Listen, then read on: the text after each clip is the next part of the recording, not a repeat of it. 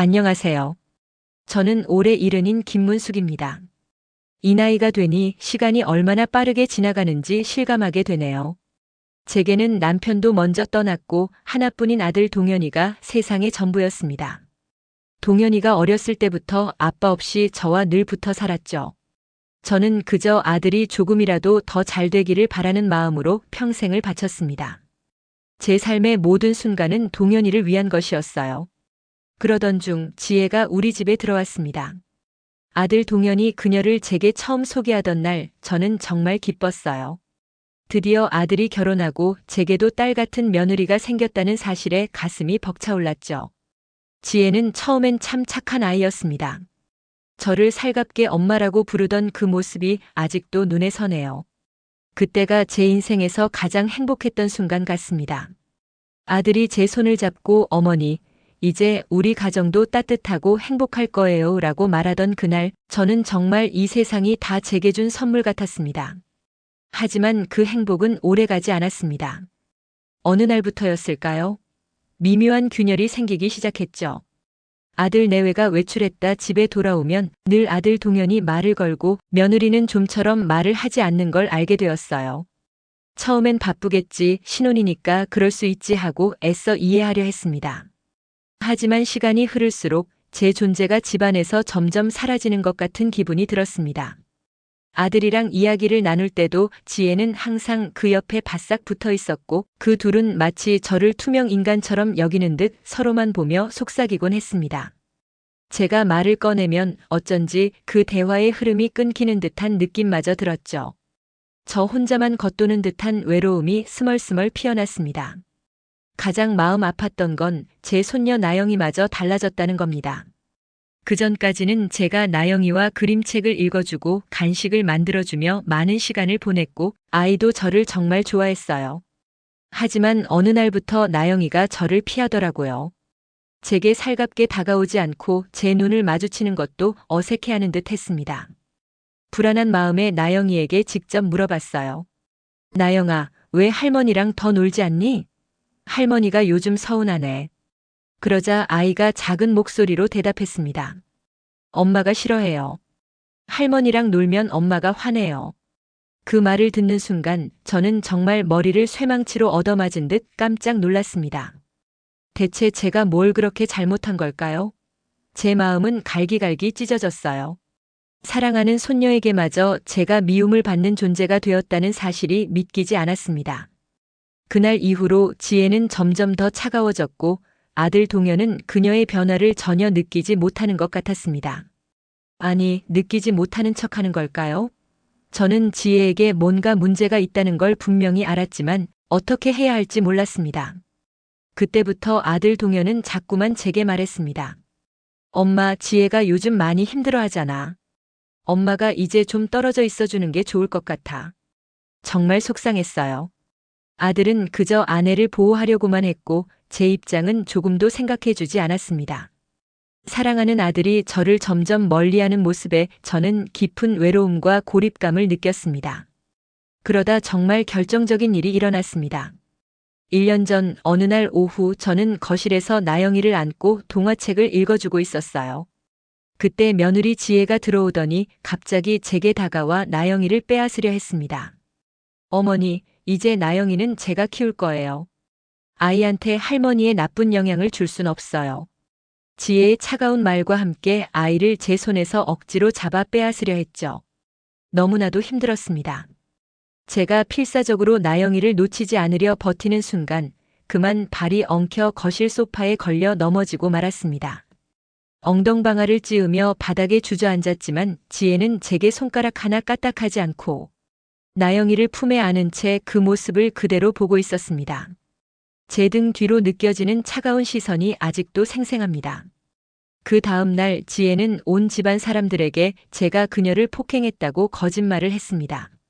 시누이에게, 남편의 동생에게, 그리고 아들에게까지 시어머니가 나를 매일 혼내요. 어제는 나를 때렸어요. 나영이가 보는 앞에서 라고 말했죠. 처음엔 아무도 믿지 않았습니다. 저를 아는 사람들은 제가 그럴 사람이 아니라는 걸 알고 있었으니까요. 하지만 지혜의 반복되는 거짓말과 치밀하게 꾸며낸 스토리는 점점 저를 며느리 구박하고 때리는 시어머니로 만들었어요. 그녀는 마치 연극을 하듯 눈물까지 글썽이며 자신의 이야기를 퍼뜨렸고 주변 사람들은 조금씩 혼란스러워하기 시작했습니다. 그렇게 시간이 6개월쯤 지나자 결국 아들 동현은 그 말을 그대로 믿었습니다. 제게 달려와서 엄마 지혜 좀 가만히 냅둬요. 왜 자꾸 못 살게 구는 거야? 그는 분노에 차서 저를 쏘아봤어요. 저는 정말 말문이 막혔습니다. 제가 평생 아들에게 거짓말을 가르친 적도 누구를 때린 적도 없는데 억울하고도 참담한 마음에 그저 아들 앞에서 흐느낄 수밖에 없었습니다. 제 아들은 제 말을 믿어주지 않았습니다. 그리고 얼마 지나지 않아 아들은 점점 친구들과의 만남도 끊기 시작했어요. 지혜는 동현의 친구들마저 멀리하게 만들었습니다. 아들이 친구들과 약속을 잡으려 하면 지혜는 나영이 보기도 힘든데 집에 오면 좀 도와줘야지 친구들하고 어울릴 시간이 어디 있어? 그럴 시간 있으면 가족과 시간을 더 보내야 한다고. 마치 명령하듯이 말했고 아들은 아무 말도 없이 친구들의 연락을 끊었어요.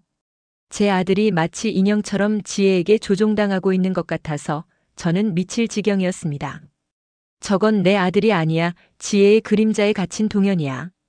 그렇게 시간이 지나면서 집안의 분위기는 점점 더 무거워졌습니다.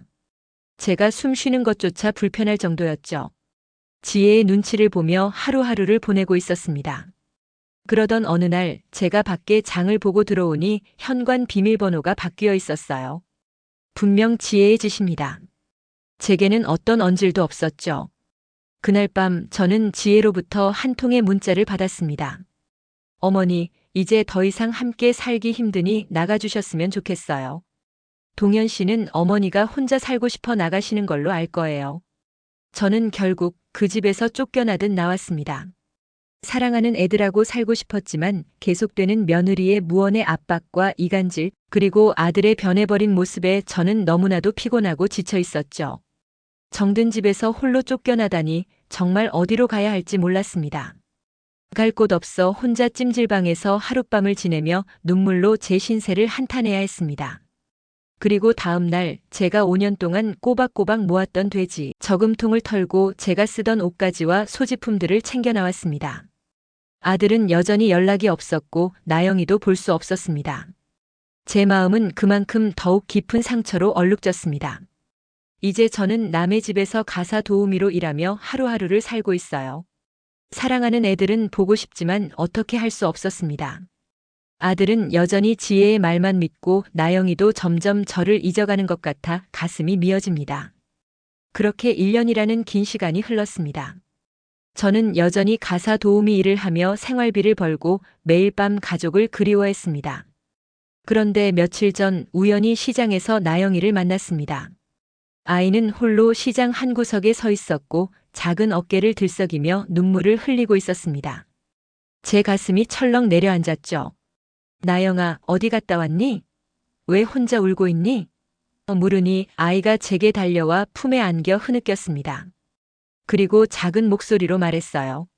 할머니, 엄마가 요즘 아빠한테 맨날 화내고 아빠는 집에 오면 혼자 술 마시고 할머니가 보고 싶어요. 그 순간 제 마음이 무너졌습니다.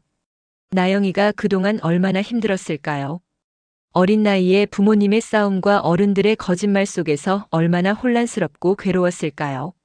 하지만 동시에 저는 무언가 깨달았습니다. 지혜가 저를 밀어내고 아들을 고립시키려 한 것은 어쩌면 그녀의 깊은 열등감과 혼자될까 두려운 불안감 때문이었을 거라는 생각이 들었습니다. 자신도 모르게 외로웠고 아들을 완전히 통제함으로써 안정감을 찾으려 했던 건 아닐까? 70년을 살아오면서 배운 삶의 지혜가 제게 속삭였습니다. 분노하기보다는 진실을 밝히고 가족을 다시 세워야 한다고. 그날 밤 저는 잠 못 이루고 오랜 시간 생각했어요. 그리고 용기를 내어 아들에게 문자 한 통을 정성스럽게 작성해 보냈습니다. 화를 내거나 따지는 내용이 아니라 오직 그동안의 오해를 풀고 싶다는 진심을 담았어요. 동현아, 엄마는 그동안 너와 지혜, 그리고 우리 나영이가 모두 행복하기를 바랐단다. 하지만 거짓말로 가족이 갈라지는 것은 옳지 않다고 생각한다. 우리 한번 만나서 이야기해보자. 엄마는 내가 내 아들이라는 것을 한 번도 의심한 적이 없어. 내 엄마는 너희가 나와 살기 싫다고 했지만 엄마는 여전히 너희를 사랑한단다. 손녀를 통해 알게 된 아들의 고통과 며느리의 거짓말을 깨닫게 되면서 저는 용기를 내어 아들에게 손을 내민 겁니다. 며칠 후 동현이가 저를 찾아왔습니다. 그의 모습은 예전과 달랐어요. 야윈 얼굴에 깊은 피로가 묻어 있었습니다. 어머니, 죄송해요. 저도 최근에 사업이 기울고 뭔가 잘못되었다는 걸 느끼고 있었지만 우울하고 기운이 없어서 아무것도 할 수가 없었어요. 아들이 말했어요. 지혜가 점점 더 예민해지고 사소한 일에도 불같이 화를 내요. 나영이도 위축돼서 학교 공부도 못하고 저한테 짜증만 내고 정말 어머니 없이는 제가 아무것도 못한다는 것에 더욱 힘들었어요. 아들은 그동안의 고통을 털어놓으며 눈물을 흘렸습니다. 그때 저는 아들에게 말했습니다. 동현아, 엄마가 70년을 살면서 배운 것이 있다. 가족은 서로를 믿고 지켜주는 것이지 거짓말로 다른 사람을 밀어내는 것이 아니야. 지혜가 불안해하는 것도 이해하지만 그렇다고 해서 나영이까지 할머니와 떨어뜨리고 너의 친구들까지 멀리하게 하는 것은 옳지 않단다. 아들은 고개를 끄덕였어요. 엄마, 사실 지혜가 엄마에 대해 말한 것들이 이상했어요. 엄마는 그런 분이 아닌데. 그 순간 진실이 밝혀지기 시작했어요. 동현은 지혜의 말과 행동을 다시 돌이켜보며 그동안 자신이 얼마나 눈이 멀었는지 깨달았죠. 며칠 후 결정적인 증언이 나왔습니다. 나영이가 갑자기 제게 달려와서 말했어요. 할머니, 엄마가 거짓말했어요. 할머니가 엄마를 때린 게 아니라 엄마가 할머니를 밀었어요. 나 다 봤어요. 아이는 그동안 얼마나 힘들었을까요? 어린 나이에 어른들의 거짓말을 보고 얼마나 혼란스럽고 괴로웠을까요? 나영이의 순수한 증언은 모든 거짓을 산산조각 냈습니다. 그날 저녁 우리 가족은 모두 모여 앉았습니다. 동현은 지혜에게 모든 진실을 따져 물었고 지혜는 더 이상 변명할 수 없었어요. 아들은 모든 진실을 알게 되었고 지혜에게 단호하게 말했습니다. 지혜야, 엄마는 우리 가족이야.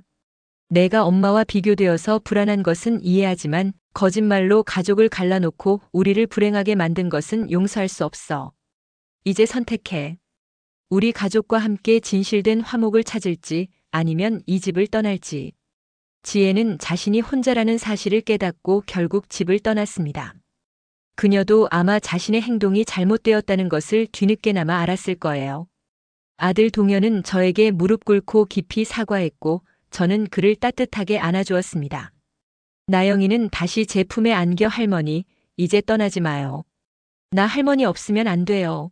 라며 울었고 저도 아이를 꽉 안아주며 함께 울었습니다.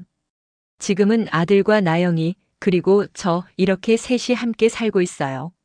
집안은 다시 따뜻해졌고 나영이는 예전처럼 밝은 웃음을 되찾았습니다. 아들도 친구들과 다시 연락을 시작했고 사업 위기도 차츰 극복해가고 있습니다. 우리 가족은 진정한 화목을 되찾았어요. 70년을 살면서 제가 배운 것이 있다면 진실은 언젠가 밝혀진다는 것이고 가족의 사랑은 어떤 이간질보다도 강하다는 것입니다. 나이가 들었다고 해서 포기하지 않고 지혜롭게 상황을 해결할 수 있다면 우리는 다시 행복해질 수 있다는 것을 깨달았습니다. 지금 나영이가 제 무릎에 앉아 환하게 웃으며 책을 읽어달라고 하네요. 아들은 부엌에서 서툰 솜씨로 저녁을 준비하고 있고 그 냄새가 온 집안을 채웁니다. 이런 평범한 일상이 얼마나 소중한지 새삼 느낍니다. 나이 든 사람도 마음은 여전히 소중하고 사랑받고 사랑할 자격이 있다는 것을 이제는 확실히 알 수 있어요. 제게 다시 찾아온 이 꽃 같은 인생 드라마는 앞으로도 계속될 것입니다. 지금까지 꽃중년 인생 드라마였습니다. 드라마가 재미있으셨다면 구독, 좋아요 부탁드립니다. 시청해주셔서 진심으로 감사드립니다.